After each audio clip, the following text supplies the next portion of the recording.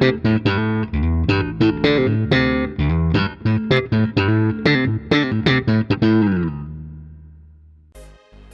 Fluffsticks, it's your boy Riv here, and this week we're going to talk about the P word. That's right, Popufurs. You know, the furs who have huge followings on YouTube and social media, unlike me whose last two videos have absolutely bombed. While I may not be a well-known furry content creator, I do know some people who are, and there are a lot of misconceptions surrounding popular creators. Myth: all popular furry creators wanted to get popular.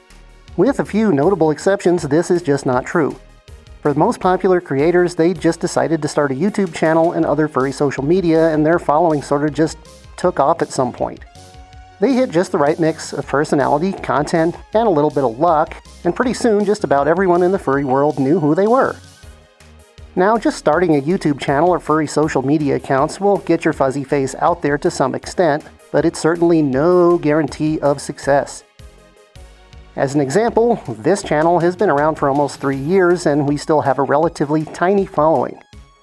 That's not necessarily a bad thing because being popular can be a curse rather than a blessing. Not that I wouldn't mind having more people enjoying my content, but Popufur, no thank you. Myth: Popufurs are celebrities.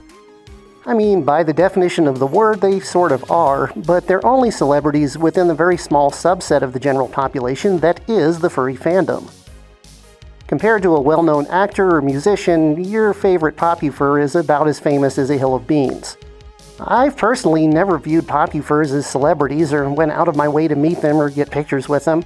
I figure they have enough people competing for their time, and I'll just leave them to the fans who are genuinely excited to meet them. Myth: popular furry YouTubers are making bank and living large.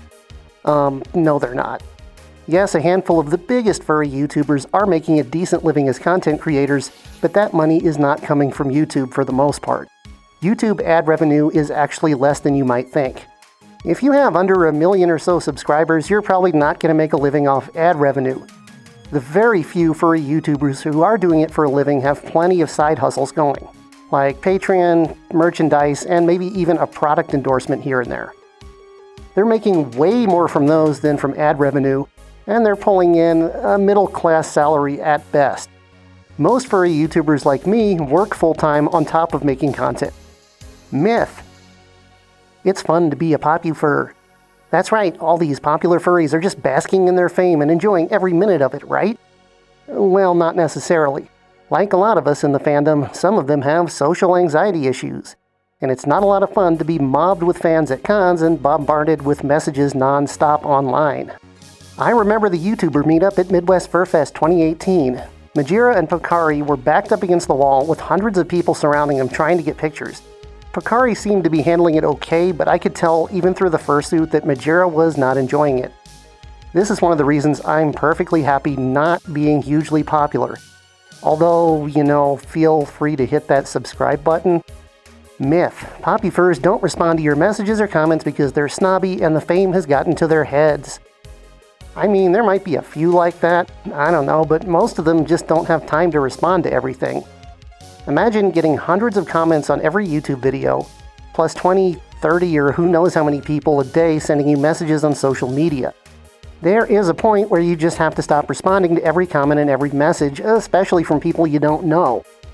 Now, I'm small enough that I can keep up still, but I could see it getting really crazy as you got more well-known. I sometimes have 3 or 4 conversations going at once online, and any more would just be too much to handle. If a big furry content creator doesn't answer your message, just don't take it personally. Myth: Popufurs only hang out with other Popufurs. So this one is maybe more true than the others, but probably not for the reason you think. Now, this is just a case of normal human social patterns. I mean, people naturally gravitate toward others with shared interests. Even as a small creator, I find myself spending a lot of time talking to other content creators. Having a shared interest is a natural icebreaker, and it gives you a lot more to talk about with someone. Popular furries have a lot of shared experiences, and it's natural they're going to form friendships with each other. Now, it's also worth mentioning that they, might have been friends before they got popular. Can you think of any more myths about Popufurs? Let me know in the comments. Not being a Popufur, I still have time to read all of them. Remember, just because someone's popular doesn't mean they're better than you. It also doesn't mean that they're stuck up or snobbish because of their success. We're all people underneath the personas after all, right? Check out my video on interacting with content creators for more on this topic. Until next time, stay fuzzy and stay safe out there.